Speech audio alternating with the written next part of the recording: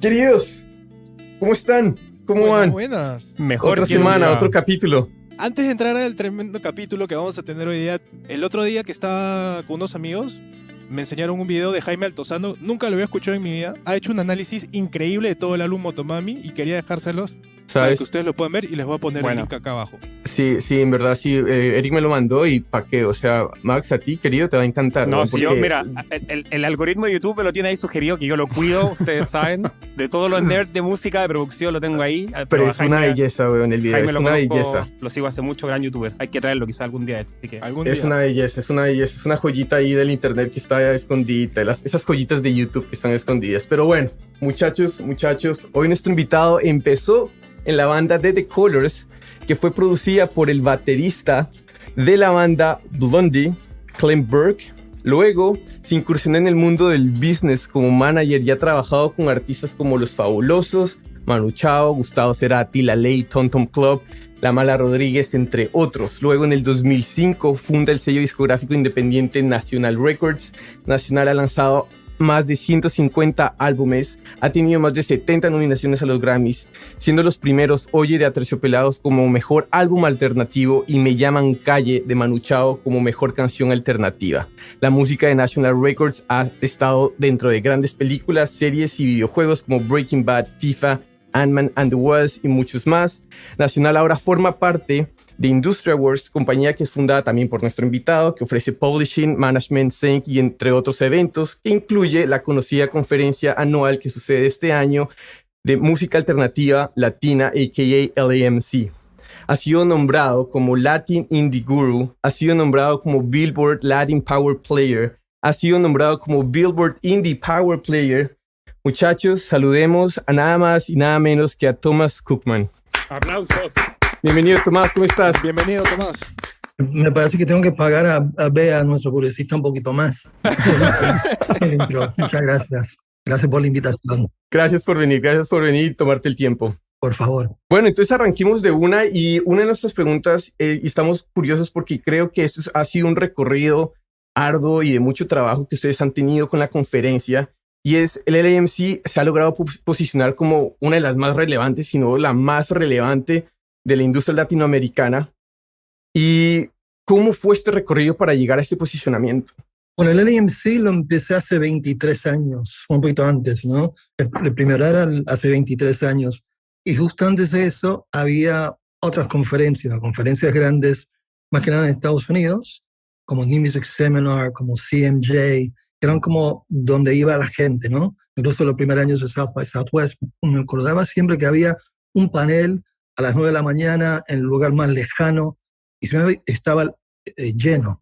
Y dije, no, si nos dan un panel y la música da para tanto más, porque no hacemos nuestra versión de esto y lo hacemos con la ayuda de los artistas, de la industria, y por suerte en ese momento, el primer boom del Internet, con los sponsors de las compañías de Internet que nos apoyaron muchísimo ese primer año, y lo hicimos en Nueva York, más allá que nuestra oficina está en Los Ángeles, porque Nueva York es Nueva York, que es una ciudad además un poquito más cerca de Latinoamérica, un poquito más cerca de España, y por suerte fue un gran éxito, y ya 23 años después todavía estamos hablando de la conferencia.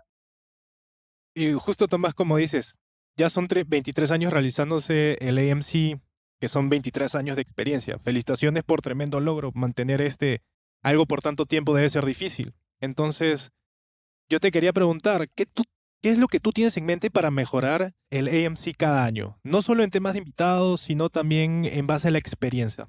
Justo cuando empezamos en un año interesante, porque el mismo año empezaron los Latin Grammys, empezó Vive Latino en México, empezó Coachella, empezó el LAMC, así que había mucha gente pensando que necesitamos algo más, necesitamos algo entre comillas nuestro.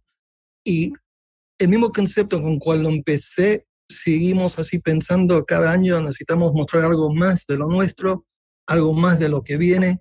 Una vez el New York Times dijo que el LAMC era como el Sundance de la música latina, me encantó, y no es raro ver artistas, bueno, desde géneros de todos lados, desde obviamente Calle 13 antes que eran Calle 13 grande, ¿no? O Manu Chao o Pitbull, ¿no? Además tratamos, porque en el principio la música urbana todavía era algo súper alternativo. Nosotros pusimos demos de Bad Bunny y J Balvin antes que eran top 1, etcétera, etcétera. Así que siempre buscamos algo que era a lo alternativo, y no alternativo como Seattle, grunge, heroína, etcétera, etcétera, sino alternativo más a lo que estaba sonando, a lo que la gente popular le gustaba, pensando que tal vez en 2 o 3 años le iban a gustar esto.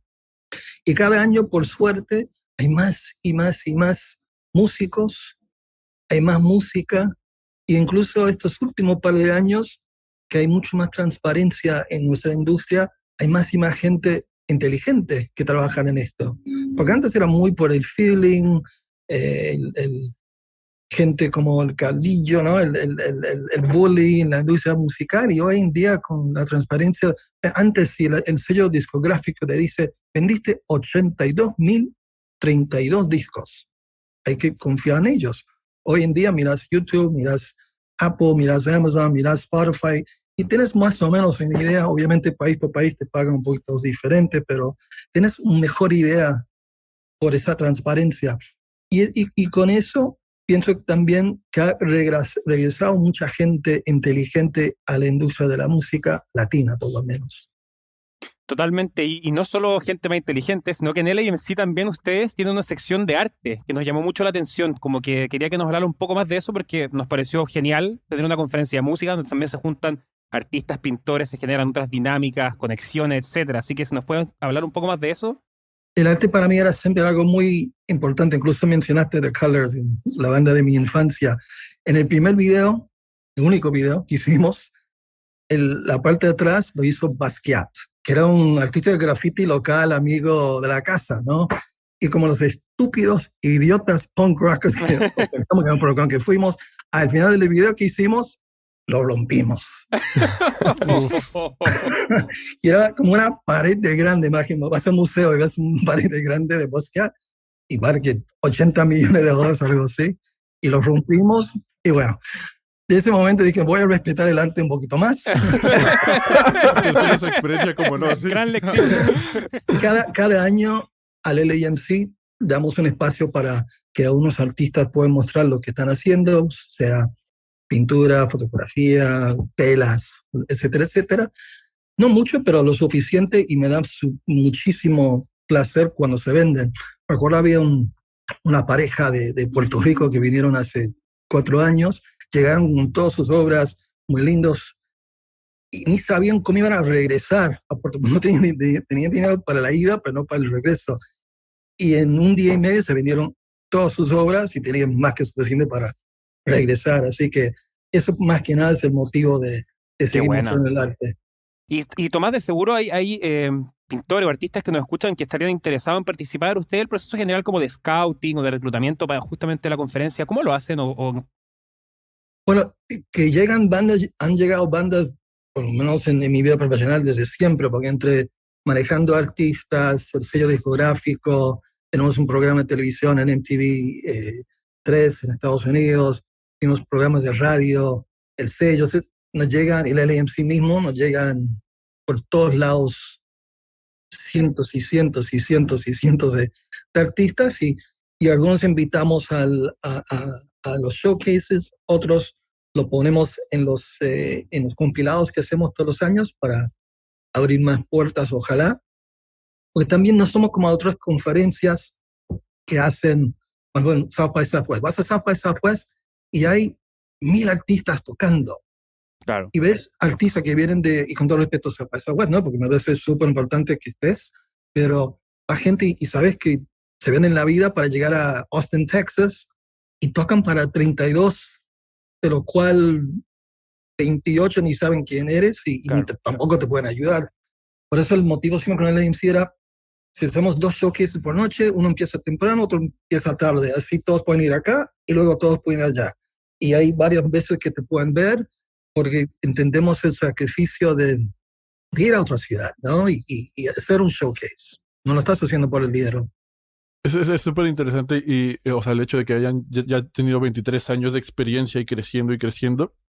Y se ve también en los temas, por ejemplo, como un poquito el reflejo de la realidad que se vive hoy en la industria musical, ¿no? Y los temas siempre se van actualizando en la conferencia.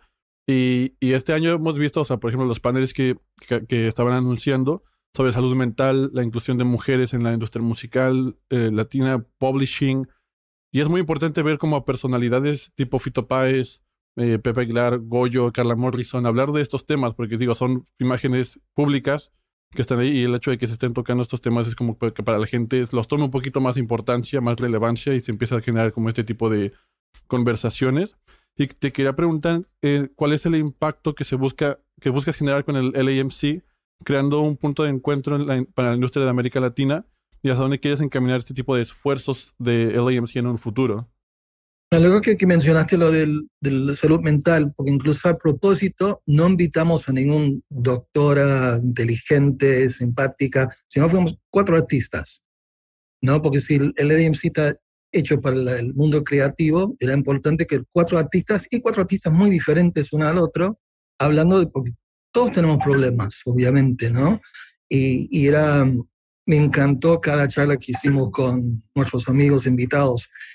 Y realmente el meta, más que nada, pienso que en la industria, una industria que tiene la posibilidad de aprender más y más de esa misma industria va a ser una industria más fuerte.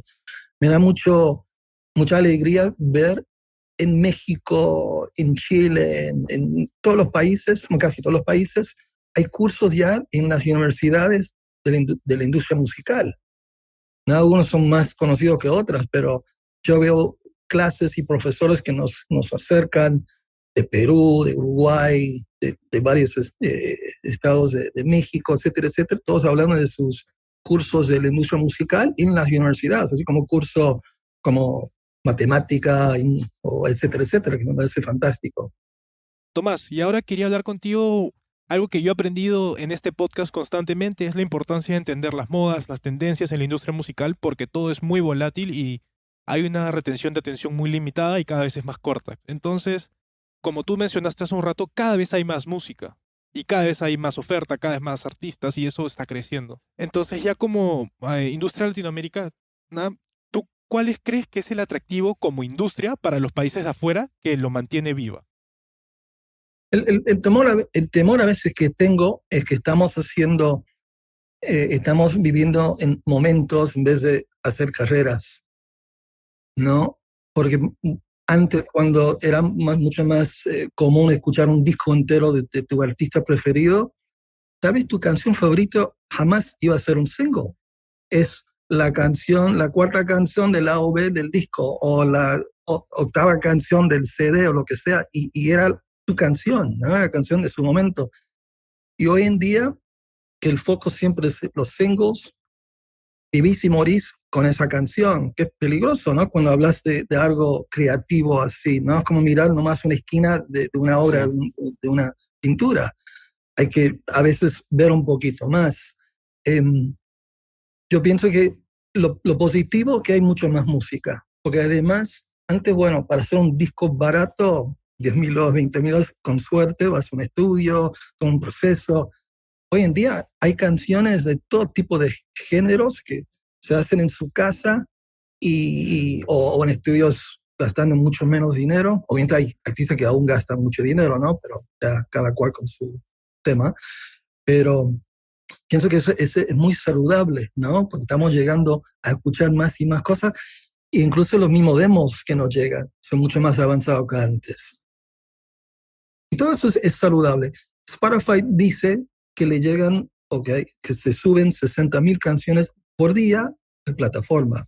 Obviamente mucha música, pero también hay mucha mierda. Sí, Sí. totalmente. Y es como, por ejemplo, cerca de mi casa hay 3 stands de tacos, ¿no? Uno siempre está llenísimo y hay mucha gente esperando, y la segunda no tanto y la tercera nadie. ¿Y por qué? Porque obviamente el que tiene mucha gente es mucho más rica que las otras dos. Y si tenés un producto, en este caso una canción que tiene un porqué, muchas veces la gente hay mucha más posibilidad que la gente van a llegar y ojalá darte los streams necesarios para seguir haciendo más. Seguramente lo de los tacos es por la salsa y la tortilla. Yo creo, como mexicano yo creo que eso, porque eso hace la diferencia en un buen taco y un mal taco. ¿Y si ponen piña en el pastor o no? Sí, y si vienen con doble tortilla o no. Acá en España nadie pone doble tortilla, Por lamentablemente. Están aprendiendo. Bueno, a mí me pareció súper interesante ahorita lo que Eric decía sobre cómo las otras industrias afuera de América Latina se estaban como percatando y les interesaba lo que pasaba aquí en la industria latinoamericana. Y justamente hace unos episodios estuvimos hablando con Julen del BIME y le preguntamos, platicamos sobre cómo puede Latinoamérica llegar a ser productora de talentos y no una exportadora de talentos, que es muy diferente. Y quiero preguntarte con la experiencia, hasta estando en Estados Unidos y estando muy conectado con la industria de América Latina, ¿qué le podemos nosotros aprender a la industria americana para llegar a ser nosotros estos grandes productores de talento?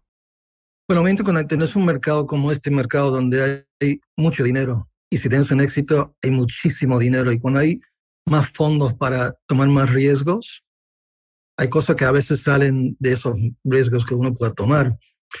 La diferencia hoy, estos últimos, vamos a decir, 5 años del mercado latino, mirando al mundo, son los números, ¿no? Cuando uno se habla de los 10 artistas latinos que tienen cientos y cientos y cientos y cientos de millones de streams y de views, por más que estás en Finlandia o en Manchester o en París o en Santa Mónica, acá en California, esos números hablan por sí mismos, ¿no? El consumo del público en Latinoamérica ayudó primero que esos números suben a donde están, ¿no? La cantidad de managers y sellos a nivel mundial me dicen, no, es que México es mi mercado número 1. Bueno, hay muchos mexicanos. y el público mexicano le escucha Spotify, Deezer, etc., todo el día. Y obviamente tus números van a ser muy grandes.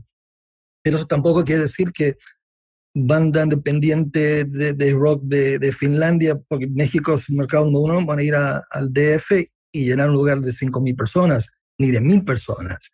Estamos más y más y más viviendo en un mundo de nichos. Y no sé si está mal eso, porque cuando hay tantos nichos y nichos donde hay muchos éxitos entre esos mismos nichos, tenés la oportunidad que hay mucho más artistas viviendo de su música, viviendo de su arte, y si los músicos están viviendo, también los técnicos, también los artistas gráficos, también los estudios, también los managers, toda la infraestructura que va alrededor de la música. Y eso es saludable, que hay más y más gente. Obviamente, y si hay más y más gente, eso también crezca la posibilidad que hay más gente que quieren saber más, que quieren ser más inteligentes de lo que realmente se trata esto, etcétera, etcétera. Pero es como, imagínate, si pensás el mundo flamenco o country music o mismo rap, ¿no? Entre tantos géneros de rap, hay artistas de ciertos géneros de rap que tienen canción tras canción 80 millones, 100 millones, que jamás escuché en mi vida. Y no está mal. Hoy en día es difícil conocer cada artista. Si vas incluso por YouTube, ¿no? Y vas a las sugerencias al costado, es wow, ¿cómo carajo esta canción tiene 142 millones de views? No está mal, ¿no? Pero, y no es la excepción, es más y más y más. Por eso también cuando tenés un artista, aunque es muy bueno, y una canción tiene 22,000 streams, lo miran como, ¿qué pasa? Sí. Lo cual no necesariamente tiene que ser malo, porque a veces esos 22,000 streams quieren que significan 5,000 fans, que son 5,000 fans hardcore que están listos en pagar cualquier cosa que esa persona vaya a sacar. Obvio. Muchas veces ese mismo artista en la Ciudad de México va a jalar a esos 3,000 o 4,000 personas en el show en vivo, como el nuevo artista urbano que tiene 40 millones, jamás lo tendrá. Ese es el hoy en día en la industria musical no hay un camino, no hay 2 caminos, sino hay varios caminos. Y eso también es saludable. Nomás hay que buscar tu camino. y no equivocarte demasiado en la búsqueda de ese camino o caminos.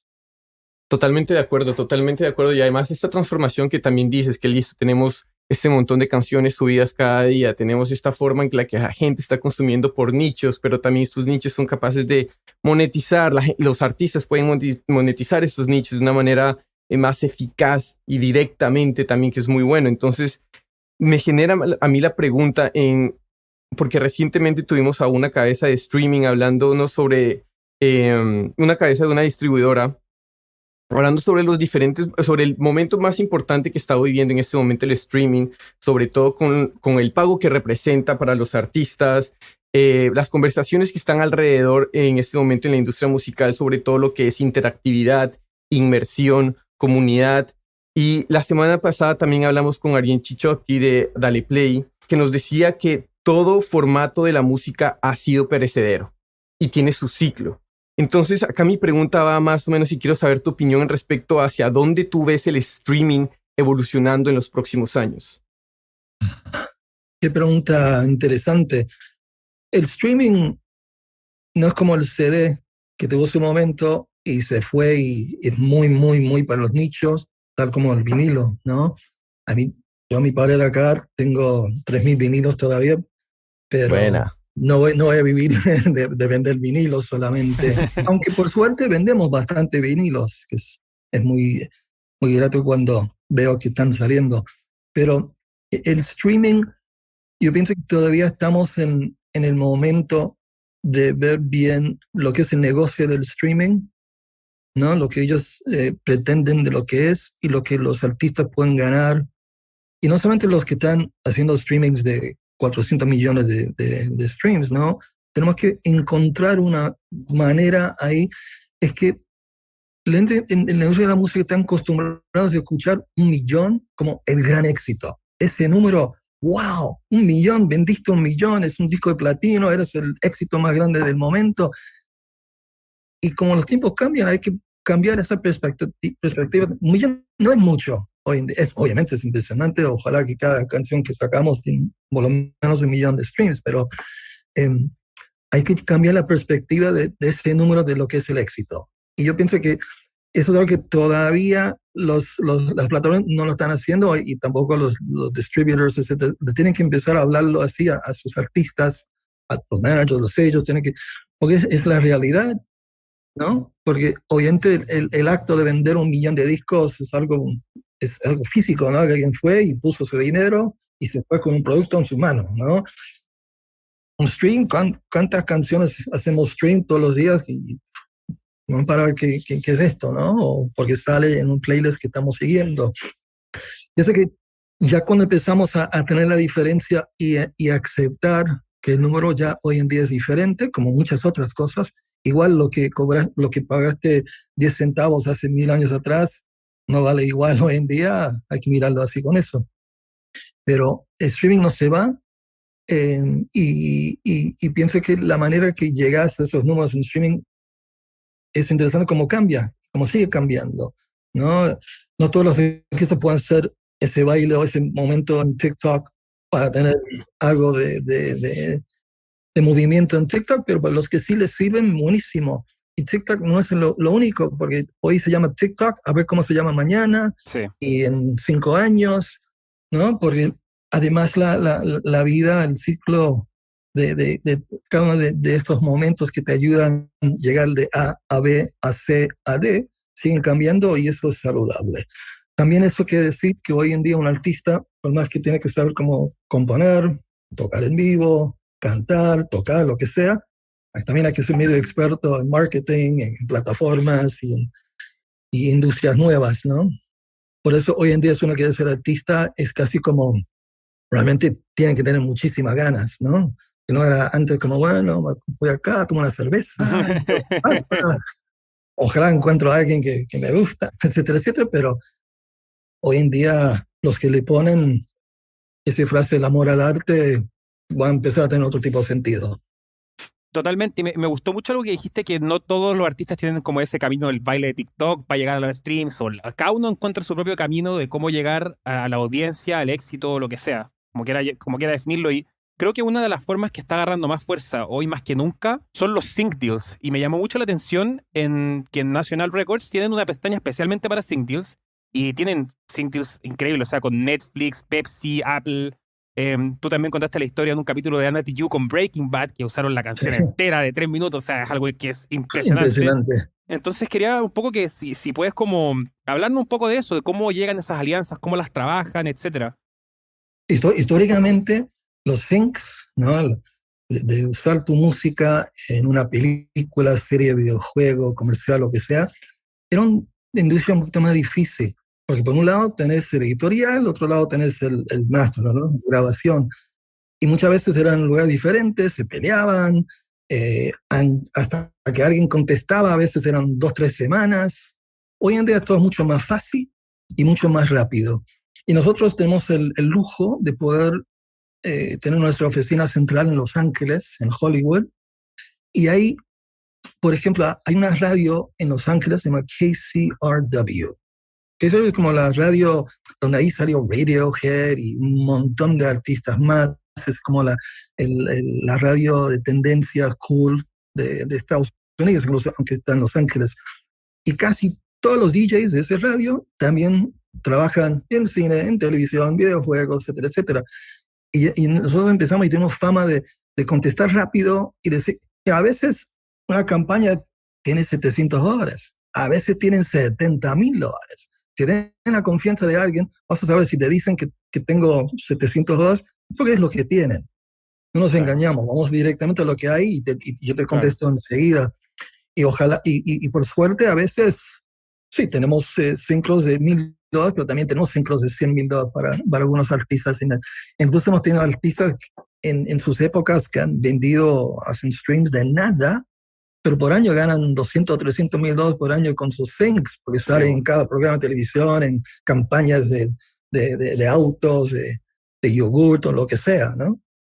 No, total. Como que es hoy en día creo que algo que está totalmente agarrando fuerza, quizás está un poco como underground para la gente que no está tan metida, pero claro, como bien dices tú, con Netflix, tanto videojuegos, mobile apps, etcétera, todos como que requieren música y es el sync que está agarrando una fuerza y te trae incluso ese como, te cierra el ciclo trayendo de repente de vuelta a su mismo usuario a tu streaming platforms, entonces es buenísimo.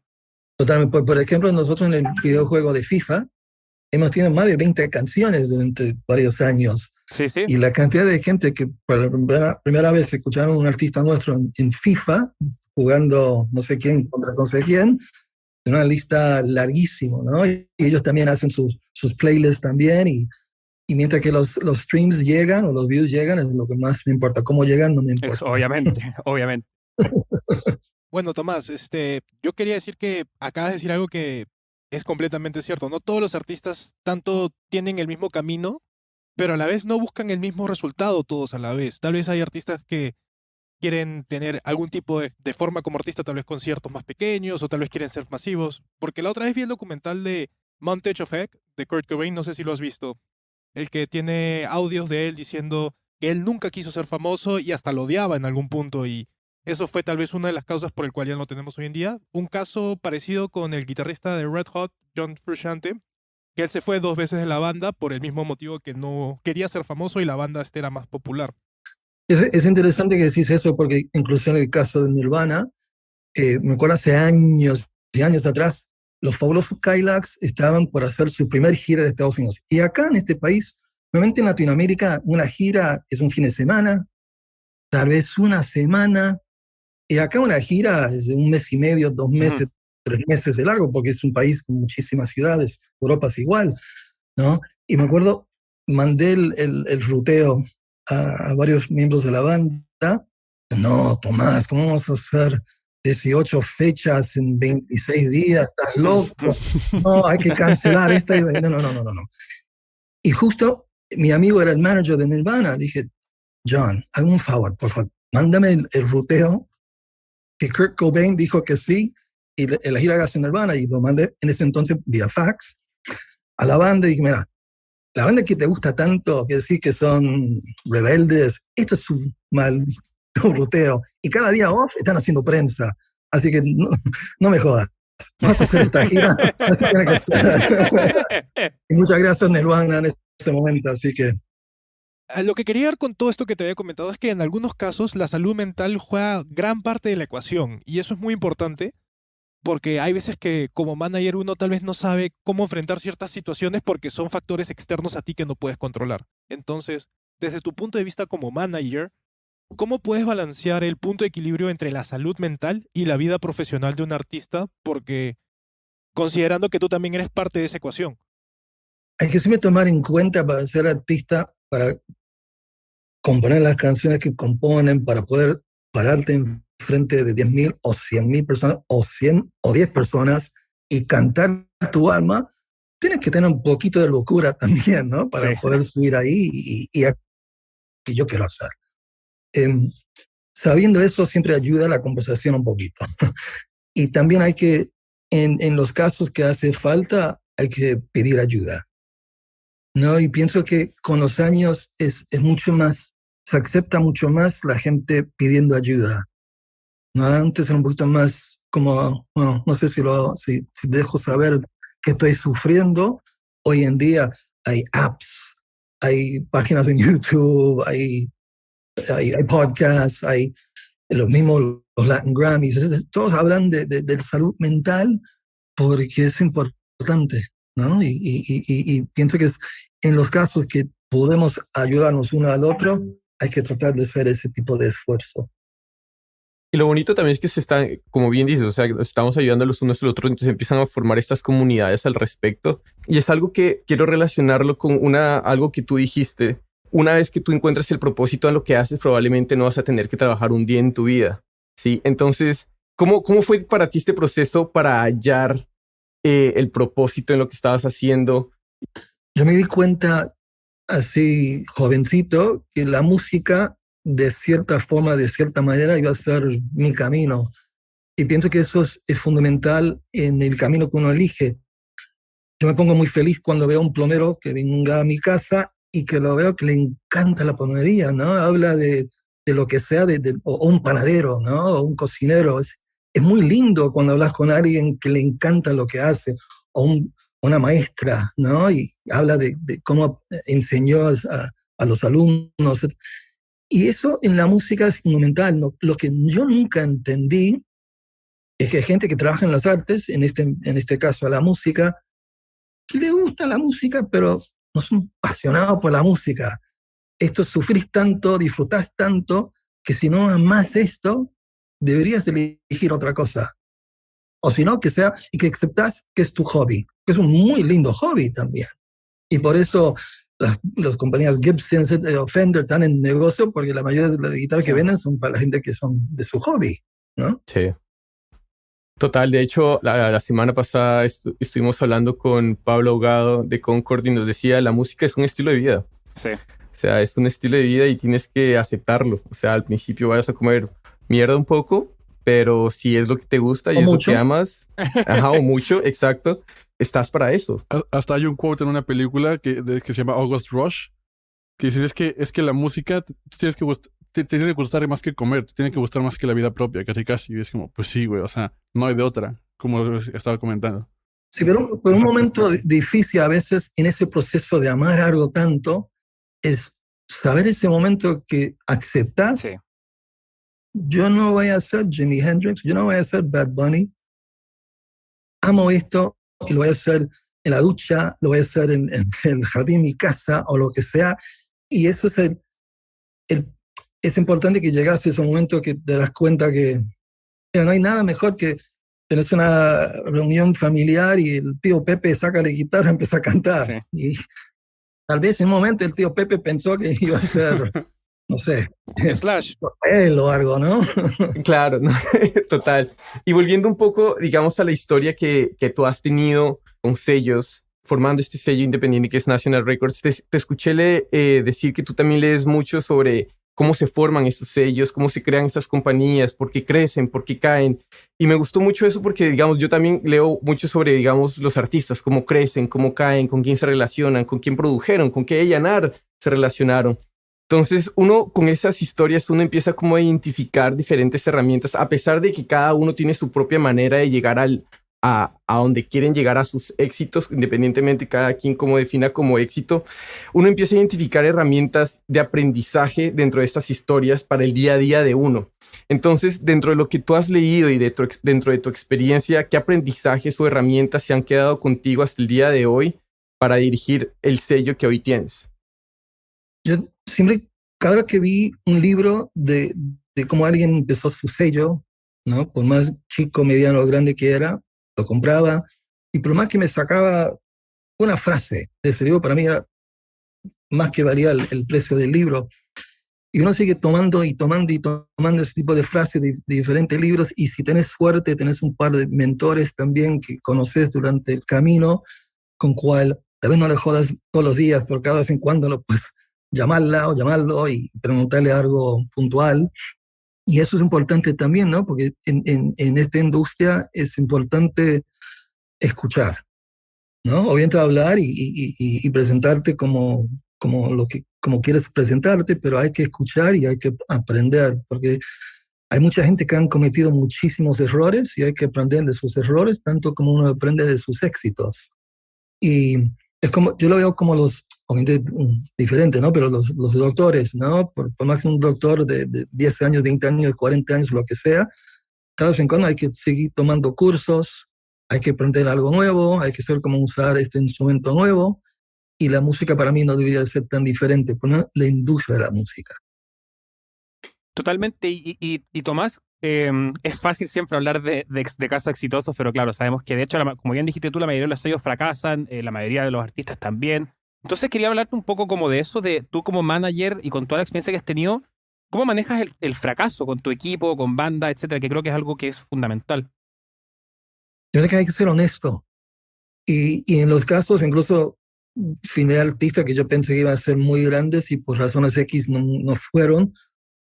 Y si realmente pensás que has hecho tu mejor trabajo posible, hay que decir, mira, hemos hecho lo mejor que pensamos que íbamos a hacer y no salió.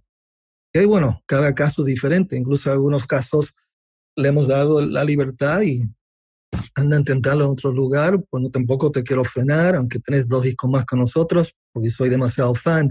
Y en el futuro, incluso hay artistas que te llegan, y dicen, bueno, me encanta este artista, pero voy a ser fan. Voy a comprar la entrada del show, voy a comprar el disco o lo que sea que vende, la camiseta o lo que uno vende en el futuro, pero no lo voy a firmar porque pienso que no sabemos cómo ampliarlo más de lo que es. Y si tienes suerte de poder trabajar en esta industria tanto tiempo, te va a llegar casos de cada uno de ese tipo de casos y muchos más, ¿no? Así que hay que ser honesto. Y yo creo que también, o sea, porque estaba viendo una entrevista tuya y uno de los factores que hace mucho la diferencia como manager, como gente de industria, es el hecho de saber como qué tuercas mover para que se le puedan abrir las puertas a los artistas con los que trabajas, ¿no? Y hoy en día, y bueno, y desde siempre, es algo que tú decías en una entrevista que es como lo más difícil a veces es saber qué tuercas mover y cuál va a ser el pitch para convencer a un booking agent, a un promotor, a una DSP, que tu artista es bueno, ¿no? Y te quería preguntar a ti como, ¿qué has visto que es más efectivo? Y también un poquito también una anécdota, porque leí en esa misma entrevista sobre que lo más difícil de los fabulosos Cadillacs, cuando los tenías durmiendo en Los Ángeles, fue hacer este pitch para poder convencer a la gente que ellos pudieran tocar en vivo en sus venues. Yo pienso que cuando haces el pitch y sabes, tenés esa carta en la mano que sabes que cuando te dan la oportunidad va a ser una explosión, lo haces con un poquito más ganas, con un poquito más certitud. Yo pienso que también esto es una industria donde las relaciones entre todos nosotros es importante. Por eso las ferias son importantes, por eso conocer gente en backstage o incluso el bar de la esquina es importante. También es importante no ser hijo de puta, porque si no te cierran las puertas. Claro. No hay nada mejor que puedan decir que qué buena persona que es y además qué buen trabajo intenta hacer o que hace, ¿no? Y con el tiempo, por ejemplo, si yo tengo un problema en Valencia, yo sé con quién puedo llamar en Valencia para pedirle su ayuda, o en Guadalajara, o en Córdoba, en Argentina, o en Santiago, en Chile, o en Lima, o donde sea. Y eso es importante, ¿no? Cuando tenés esos amigos, y al revés, si yo tengo un problema en New York, en Londres, o en Japón, o en mi casa en Los Ángeles, yo feliz para lo que estoy haciendo y les ayudo también, porque además yo soy muy de compartir mis contactos. Porque no es una joyita que uno tiene nomás para el uso de uno. Es importante que lo compartís, y si seguís con la confianza que tus artistas o tus proyectos van a tener su lugar ahí también. Este negocio se está creciendo tanto que hay lugar para muchísimos. Antes tal vez no tanto, pero hoy hay tantas posibilidades y tantos mercados que hay lugar para mucho más gente. Por ejemplo, mencionaste a Ariel, ¿no? De Dale Play, y la realidad de Dale Play y los mercados donde ellos están haciendo mucho ruido, más allá de Argentina, es fantástico, pero también hay equivalentes de eso en España, ¿no? Hablas con Oso Lagarriga, hablas con alguien en México, en Perú, en Chile. Eso es lo lindo de este momento. No hay uno o dos éxitos y wow, todos queremos ser, vamos a decir un nombre del pasado, Daniel Greenbank de Argentina, ¿no? Hay 18 Daniel Greenbanks hoy en día. Y hay que siempre mirar eso como algo saludable. Sí, 100%. Y mira, tenía una pregunta más en el tintero, pero te queríamos agradecer de verdad por todas las joyitas que nos has soltado y tremendo mensaje. La voy a hacer igual, acerca del emprendimiento en la música, porque creo que todos, muchos de nuestros oyentes, digamos, tienen esta mentalidad emprendedora de querer hacer algo en la música, un negocio propio, y creo que tú puedes dar un buen consejo en eso. Me llama la atención cuando te escuché haciendo el research del capítulo, etcétera, que siempre tienes como esa mentalidad como de pensar en grande. Cuando dices de la conferencia del LAMC, la primera edición, 10.000 oyentes, La Mala Rodríguez, ¿por qué no es más grande que Madonna? O sea, eso creo que es algo tan valioso para tantos emprendedores. Sin ir más lejos, en el capítulo dijiste cambiar la perspectiva de los números en streams, que 1 millón no es tanto, 18 fechas, 26 días. Entonces, como que no sé qué consejo, mensaje final le podrías dar quizá a nuestros oyentes que quieren emprender en la música y quieren hacer su propio camino. Lo más importante es que uno tiene que creer mucho en uno mismo, en sea lo que uno hace. Si eres sonidista, cantante, bajista, bailarín, pintor, cocinero, si no crees en uno mismo, ya estás perdiendo desde un principio, ¿no? Y además con ese tipo de sentimiento que uno piensa que yo sí lo puedo hacer. Hay que también pensar, bueno, que hay que hacer todo con la mente abierta, de escuchar y seguir aprendiendo. A mí me encanta, tal vez no soy el fan número 1 de Rolling Stones, pero me encanta escuchar a Mick Jagger hablar de sus giras, de sus próximos movimientos, de sus discos, porque realmente le importa muchísimo su carrera. Y no digo porque es Mick Jagger y los Rolling Stones son Rolling Stones, sino él en particular le gusta ser así. Y eso es importantísimo, ¿no? Pues si uno no cuida su propia casa, ¿quién lo va a cuidar? Total. Absolutamente, y además dices cosas muy lindas, que cuestiones como compartir contactos, ser más abiertos, porque la industria de por sí está creciendo y hay mucha gente que también todavía está muy talentosa, que está ahí y está también muy entusiasmada de querer estar en la industria, de ayudar a artistas, de conectar a artistas con audiencia. Entonces son mensajes muy lindos que los que vas dejando en el programa, y por eso, Tomás, te queremos agradecer porque ha sido un gran episodio. Muchas gracias. Un aplauso. Me alegro mucho que ustedes hacen esto, porque esto es parte de la solución para seguir creciendo esta industria, porque los invitados que veo que tienen y las cosas que escuché, me parece importante escuchar las opiniones y la manera diferentes, ¿no? Porque no solamente tienen invitados de una zona, sino que tienen por todos lados, y es importante entender la panorama entera y no solamente la realidad local. Así es, y estás realizando una de las razones por la cual este podcast inició, y pues muy chévere, gracias por eso, gracias por tu tiempo. Y ya como para terminar, por favor, déjanos un último mensaje sobre el LAMC, donde la gente va a poder encontrar más información, donde la gente se va a poder registrar, cuáles van a ser las fechas de esta conferencia. Por supuesto, el LAMC este año, el año pasado tuvimos más de 25,000 personas registradas a la conferencia, y es el 27 al 29 y es gratis, gracias a nuestros sponsors. Y tremendo. Es impresionante los artistas que están tocando, la gente que están hablando, las talleres, etcétera, etcétera. latinalternative.com. Vas ahí, haces register y es gratis. Y y Vamos vas a a dejar el aprender link. algo Sí o sí. nuevo. Exacto. ¿Nos recuerdas, por favor, las fechas? Abril 27, 28, 29. 3 días. Y hay otro en julio. Regresamos después de 12 años solamente virtual, regresamos a Nueva York en julio 6 a 9, en persona, con abrazos, besos, cervezas frías, etcétera, Y etcétera. música. Sí, lo más, Mucha sí. música. Muchísima música. Buenísimo. Dejamos los links de todas las redes, etcétera. Buenísimo. Gracias, Tomás. Muchísimas gracias. Que estés bien. Muchas gracias. Igual, adiós. Chao, chao. Hey, muchas gracias por escucharnos y no olvides de seguirnos en Spotify, Apple Music, Pandora o la plataforma digital que sea de tu preferencia. Si te gustó el podcast, no olvides recomendarnos a tu grupo de amigos o colegas, ya que esa es la mejor manera de que sigamos creciendo la comunidad. También nos puedes encontrar en Instagram, Facebook y YouTube como 8000 Kilómetros Podcast. Cualquier comentario, duda o sugerencia es más que bienvenida y nos vemos en el siguiente episodio.